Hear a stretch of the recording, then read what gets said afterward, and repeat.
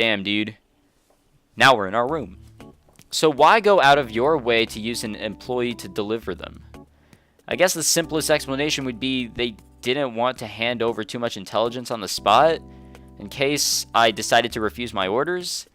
Well, no point speculating until I at least taken a look at the contents. Alright, here we go. Let's see what they say. Let's see what we got. It's probably instructions or something. That's my best guess. This is... The thick sheaf of A4 paper that emerges from the envelope is covered in a dense array of tiny characters, as if deliberately designed to crush the reader's willpower before they've even begun. There's only one person I know who goes around making reports this maliciously dense. JB, huh? The bundle of papers as thick as one of those weekly manga tomes. Jesus Christ. As I begin a preliminary flip-through, skimming past lengthy sentences embodying JB's over-serious German personality, several bolded phrases quickly catch my eye. The prosperity of the Irisu clan, light and shadow. Irisu Makina, birth to the present day. Extra departmental order numbers 11847 detail plan. Well, shit. Okay. No wonder she couldn't hand it over directly. This looks like a grab bag of highly restricted material. Even the people directly involved in organizing the job probably don't have access to such a comprehensive rundown of the facts. Some of the documents in this thing are clearly marked removal and copying strictly prohibited. As a whole, this is dangerously outside the range of what JB's permitted to spread around on her personal initiative. What the hell is that woman thinking? However, it's clear that the majority of the information I need is hiding in this bundle of paper.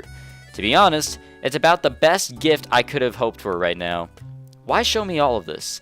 Just what do you expect me to do, JB? Putting that aside, it seems like it'll take 2 or 3 days to just read it all. Well, whatever. I'm a chronic insomniac anyway, so it shouldn't be that hard to find the time. If nothing else, a decent sleep aid's always appreciated. I take out some oolong tea from the fridge and drink deeply and loudly straight from the bottle. For the first time since leaving JB's office, I feel halfway human again. With a deep sigh, I drop myself down onto the floor, then focus my attention on the first document of many. Damn, dude, we are going to be reading for hours. Not even hours, just probably an entire day. I guess JB was trying to paint as detailed a picture as possible. There's a fair amount of information that looks irrelevant at first glance, to the point where documents seem almost overly long. But as I continue reading, I often find myself realizing that she's carefully foreshadowed critical events, providing background naturally bit by bit instead of dumping it on the reader all at once. It's actually a pretty ingenious structure, and surprisingly readable considering the dense material. Before I know it, I've spent several hours with my eyes glued to the pages, poring over the documents one after another. When the knock comes at my door, I'm surprised to find it's already past 7 o'clock. Well, that's 3 hours. We're probably not even halfway done.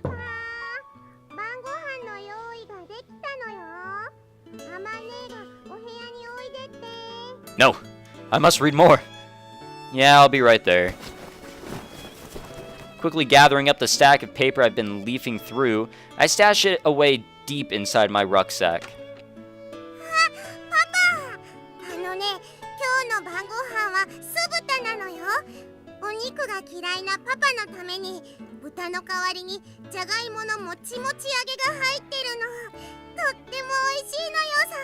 Damn, dude. And if I order within the next 30 minutes, do I get 2? For free? Just gotta pay that separate shipping and handling.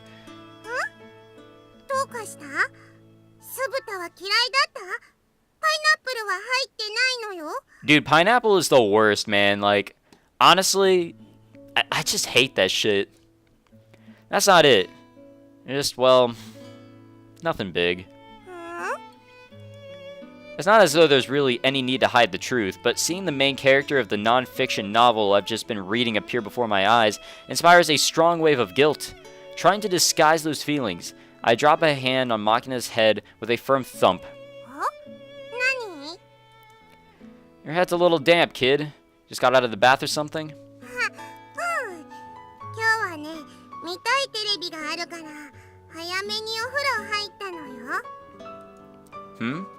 Oh, right. Today's Professor Dave Day. そうそう今日はねデイブがヘビに噛まれるのよパパも一緒に見ようよ Is this a cartoon? Like, I remember they were watching it earlier, but I was just so lost, I didn't even know what the fuck was happening. Sure, but let's eat first. My head feels unpleasantly heavy, probably because I've been reading JB's documents all this time. Yeah, maybe. I don't exactly feel that great after reading a shit ton that I was supposed to read at an earlier date, but then saved it all for the day before I really needed that information, but that's my life. Not to say that I'm physically tired or unwell, it's pure psychological weight. I can get that. Learning the details of this girl's past was a harsher burden than I'd expected. はーいお待たせなのよ豚なし酢豚なのよさ Man, I kind of wanted like a Sachi sort of detailed experience of Makina's past.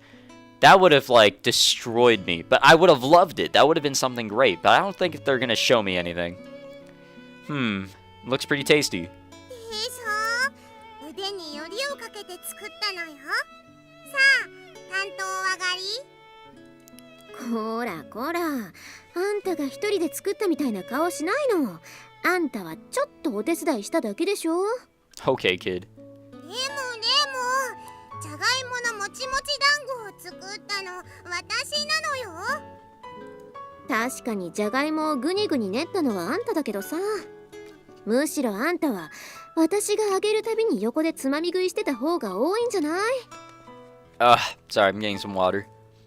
12個作ったのに8個しか残ってなかったのはなぜなのかしら Sorry, I got more water. だって美味しかったのよさ And after many days of this water bottle, it's just a regular sized water bottle, man. And I've just been slowly drinking out of it with each Grisaia session. I'm finally done with it.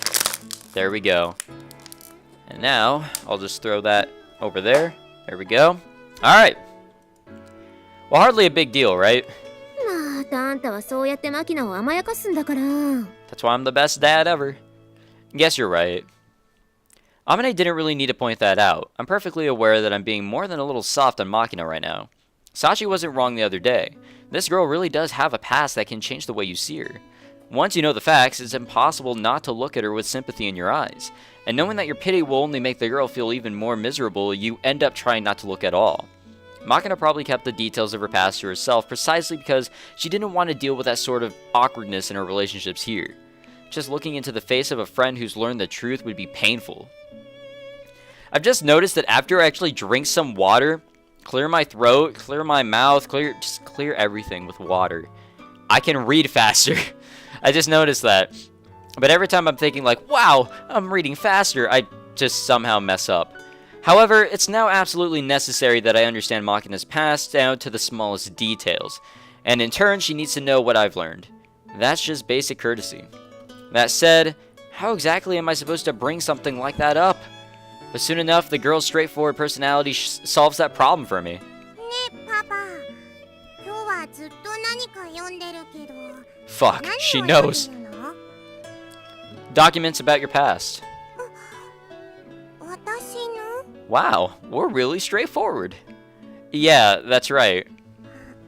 まいっかパパならっていうか聞かれれば教えてあげたのよさ Alright, I'll check with you if there's something I don't understand in there.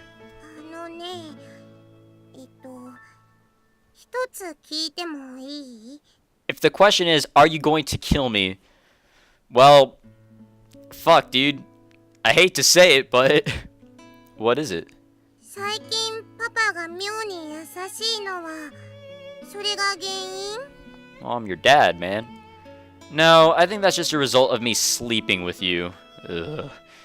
Men always treat women weirdly nice after they've made love for the first time. そっかじゃあいいや Seriously? じゃあさもう一回抱かれたらもっと優しくなる I don't think it works like that. I think not. If I spoil you any more than this, you'll go completely rotten in no time.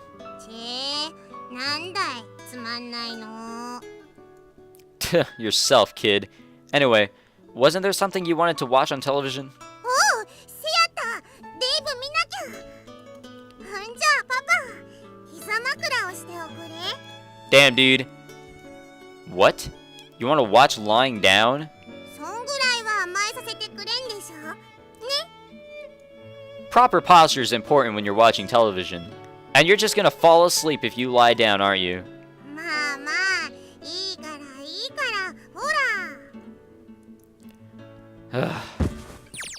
And camping on the sofa next to me with the confident pushiness of a girl disinclined to take no for an answer, Makina drops her head casually onto my lap, then flips on the TV with the remote in her hand.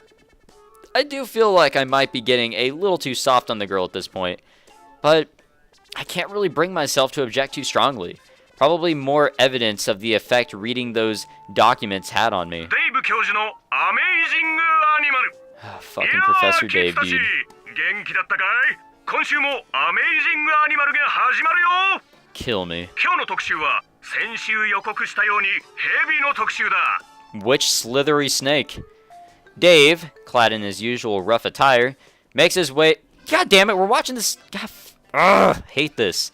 I hated that stupid, like, shark or whatever. No, it was the fish. Yeah, the shark was with the other Professor Dave, and that other anime with the stupid ass fish or whatever. That was stupid. I hated this. I hate this, is what I'm trying to say. Makes his way down a richly verdant rural road with a giant smile on his みんな face. は100歩だというヘビを知っているかな？そいつに噛まれると100歩歩くうちに死ぬと言われているとても恐ろしいヘビだ。 No, Dave, I've never heard of any of that, but I'm pretty sure you're gonna tell me. そして今日僕が来ているここベトナムには現地で2ステップスネークと呼ばれるその名の通り2歩歩くうちに死に至ると言われる猛毒を持ったヘビがいるんだ。 Wow, Dave, that's incredible. 今日はそのヘビを紹介しよう。 Alright. The screen abruptly changes to an insert video that seems to have been shot separately. Stock footage, maybe? As a clip of the two-step snake spitting venom toward the camera lens plays, a voiceover explains that the animal's poison encourages uncontrollable bleeding, playing up its fearsome lethality. どうだい？恐ろしいヘビだろう。毒自体の強さはそれほど強くはないが、一度に吐き出す毒の量が多いのが2ステップスネークの恐ろしさだね。 Wow, Dave, I've never been this scared of a snake before, or anything in general. さて、今日僕がやってきたのはヘビの養殖場だ。ここでは80種類のヘビが2000匹も養殖されているんだ。 Holy shit, Dave, those are some big numbers. As Dave points ahead with a triumphant grin, the camera turns to find local staff from the snake farm casually releasing a sizable serpent. Then giving it a few pokes with a frayed bamboo stick, the animal seems none too pleased. これが2ステップスネークだ。どうだい？恐ろしいだろう。もうだいぶ興奮しているようだね。 Go for it, Dave. よし、早速噛まれてみよう。 It's scary. It's very scary. I hope you don't shit yourself, but yeah, definitely get bitten. Why does this guy always seem to enjoy the getting bitten part so much? More importantly, didn't he just say the venom can kill you in seconds flat? I'm not following the logical progression here. Ouch! Grabbing the shin of his right leg where the animal bit him, Dave rolls around on the ground in exaggerated fashion. これは痛い。痛すぎる。やばい。こいつはリアルな方だ。 Alright, rest in peace, Dave. As opposed to what? An imposter? Of course it's going to hurt if you let the thing bite you. What's with this show anyway? Sometimes I feel like it's less of an animal documentary and more of an entertainment show for bloodthirsty children to cackle at Dave's reactions. The local staff members quickly administer anti-venom, but Dave's leg grows bright violet nonetheless. Within minutes, it's swollen up to several times its normal thickness. It certainly does look pretty damn bad. I mean, seriously, shouldn't somebody stop Dave for his own good? I can't help voicing my own thoughts out loud, but Makina doesn't react. Makina? The girl's eyes are shut. Her soft, regular breathing suggests she's fallen asleep into my lap. No wonder she's been strangely quiet lately. I told you so, kid. I briefly consider shaking her shoulder to wake her up, but even if I succeeded, it would probably be a short-lived victory. Fortunately, the DVR under our television seems to be saving the program. Guess the girl had Sachi set it up to automatically start recording this time every week. Sorry. I started dying and I felt like I needed to do that beautiful cough. Makina's mouth flops loosely open and closed, emitting meaningless babble that doesn't even rise to the level of sleep talking. Honestly, it's pretty cute in a way. I guess it couldn't hurt to let her sleep a little longer. It'll probably get annoying if Michiru happens to wander by, but if I was worried about my dignity or whatever, it'd be easy enough to just lower the girl's head off my lap. Maybe even carry her up to her room. That's probably the least problematic choice here. Still, I choose not to do so, mostly because the weight and warmth of Makina's body feels surprisingly pleasant. I don't really understand why I've come to feel this way about her, but then again, my master didn't understand the reason she took me in until the day she died. Come to think of it, I'm not sure exactly when, but there was a time I asked Amane why she was going out of her way to look after an aggravating little pest like Makina. なんでって言われてもな。 Wait, was this something that actually happened in the visual novel? There had to be some reason you started, right? きっかけね。まあ、あるっちゃあるけど、どうなんだろう。 If this actually happened in the visual novel, like, I really don't remember it. Someone give me an episode link. My episode link. Mine. 前にさ、マキナは一人でお風呂に入ると寝ちゃうって話はしたよね。 I remember that. Yeah, I remember you saying that. あの子がこの学園に来て間もない頃にさ、やっぱりお風呂で寝ちゃって溺れかけたことがあってね。それ以降は私と一緒にお風呂に入るようになったんだけど、マキナと一緒にお風呂に入った時、ちょっと驚いたことがあってさ。 She had a penis. Like what? あの子さ、手ぬぐいの絞り方が変だったのよね。こうさ、タオルをボールみたいに丸めて、両手でギューって握って絞るの。 Why is this worth mentioning? 普通さ、手ぬぐいって四つ折りにしてねじって絞るでしょ。あの子さ、それを知らなかったの。私さ、それ見た時に、この子今までどんな環境で生きてきたんだろうとか、誰も教えてくれる人がいなかったのかなとか思ったら、なんかそういうのを教えるのが私の仕事なのかなって勝手に思ってさ。 That is the day Amane became a mother. それ以降かな、私がマキナの面倒を見るようになったのって。 That small of a thing? いや、 Or that 別に small... それが全てって Wait, わ what け did じ I ゃなく read? て、そういった小さなことの積み重ねでいつの間にかって感じでね。でもね、別に成り行きで仕方がなくってわけじゃないのよ。 Alright, what did I read? That small a thing. Whatever. そりゃね、最初はめんどくさい子だなって思うこともあったけど、ずっとあの子のそばにいて、普通のなんでもない小さなことを毎日積み重ねて、ある日ふっと気がつくの。ああ、私この子のことが大好きなんだなって。 Aww. まあ、私とマキナは女の子同士だし、恋愛とはまた別の感情なんだろうけど、ある日本当にふっと気がつくんだよね。この子が好きだって。 I totally understand. Whenever I'm taking baths with the guys, like, I just realized, you know, I love these guys, but it's not romantic love because we're guys. It's exactly like that. Same deal. 一度気がついて、それを認めちゃえばあとは楽だよ。なんでこんなことしてるんだろうって悩まなくなるから。 I see. 自覚のないまま人を好きになるって珍しいことじゃないよ。もう認めちゃいなよ。私のこと好きなんでしょ？ Oh, Amane, you're just too funny. Okay, now you've lost me. And spare me the tee woman. Back to reality. You can fall in love with someone even without realizing it. Until you notice the simple truth, it's impossible to come to terms with your own emotions. The question is this really how it should be? Rolls around in your head over and over. But by now, I found my answer.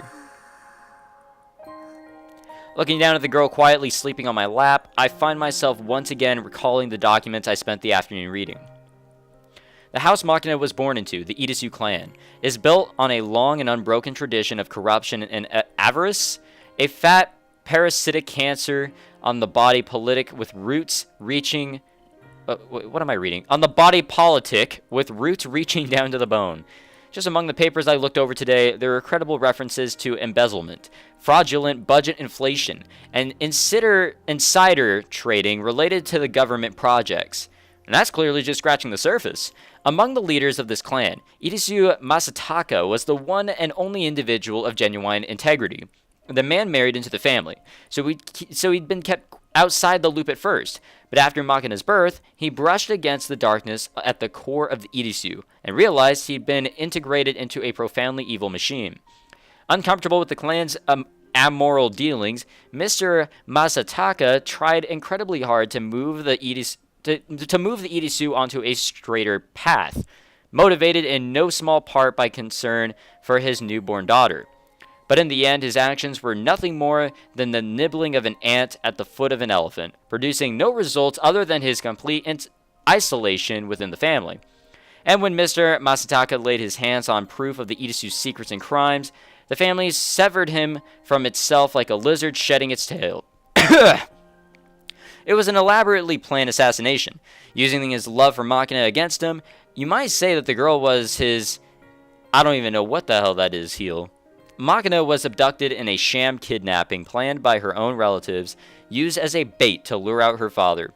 Mr. Masataka swallowed their deception hook, line, and sinker. He went to negotiate with kidnappers, bearing a 120 million yen ransom, and was murdered before his daughter's eyes. He was an honest and timid man by nature. Just as the criminals has demanded, he went to the meeting without telling anyone of the situation, and he died for that mistake. Up until that point, everything went off exactly according to the Irisu leadership's plan. Their one and only slip-up was leaving the execution of the kidnapping to men from the Branch family. The Branch family had been entrusted with cleaning up the main house's messes ever since their incorporation into the Irisu. The leadership pushed this job onto them without a second thought, a decision that complicated matters. Estimating that their faction could only gain dramatically if the main family's successor candidate was to disappear along with her father, the kidnappers took a gamble and left Makina in the warehouse when they escaped. The girl spent a week tied to a pillar next to her father's corpse before she was finally discovered. How does she, survive? If she was tied to a post? She didn't eat or drink? I kind of want to research that after I'm done recording this. I'm not going to tell you guys what I find. You know what? Someone, if you're at this point, just leave a comment because I feel like I'm going to forget. Can you actually survive a week without eating or drinking? Pretty sure it's impossible. You'll dehydrate for sure. Unfortunately, these events took place in the summer. The body began to purify quickly, and she had no choice but to watch. Corpses left exposed to sunlight in the summer began to change quickly. The body bulges and swells. Soon it's impossible to tell where the eyes or the nose once were. The mouth falls slightly open. The gases gathering inside escape in belching gurgles. It's not a sight anyone could bear for long. Makina was forced to watch as her father's body transformed completely over the course of 6 long days. The experience left its mark on her. For years after the kidnapping, she suffered from acute aphasia? Traumatic stress gave rise to chronic brainstem malfunction. Symptoms included violent nausea, vertigo, trembling of the limbs, dyspnea, even memory loss and mutism. The doctors recorded specific examples. Sudden loud sounds would prompt their patient to scream with terror, sometimes losing consciousness. Left alone in the dark for any length of time, she would experience difficulty breathing. Dear God, this is fucking terrible. In an attempt to suppress her physical symptoms, Makina was kept on a cocktail of antihistamines, I don't know what I'm reading, and I don't know what I'm reading at all. With not even going to try, administered about once a week. She was given a bunch of shit. How about that? A conservative course of treatment that would continue for 6 long years as the girl concentrated on her recovery, shut up in a hospital under the control of the Branch family. You went through a hell of a lot, kid. As I mutter the words, my eyes return to the girl sleeping on my lap. There are tears running down her face. Makina. What kind of a dream is she seeing right now? No matter how harsh the reality, surely it's not too much to hope that the girl might find some happiness when she falls asleep. Ah, shit. This can't be good. This can't be good. 何度も何度も見続けた辛く悲しいだけの夢 Oh no. よく来てくれたね、イリス・マサタ。 No. 電話で伝えた通り、誰にも知られずに来たかな。 Okay, I'm sorry, guys. We're saving this for next time. I'm like 5 minutes short of an hour. So, these episodes probably won't be 30 minutes. But it's around 30 minutes, so give me a break there. We're on State of the World Tree 14. I guess we'll do this. I guess I'm getting what I asked for. Fuck my life. Alright, yeah, next time we'll do Makina's past. Just like I asked for. Fuck. And that'll be a fun time, but I hope to see you guys then. Thank you so much for watching. I truly appreciate it. Happy New Year and all that great shit. And yeah. Bye.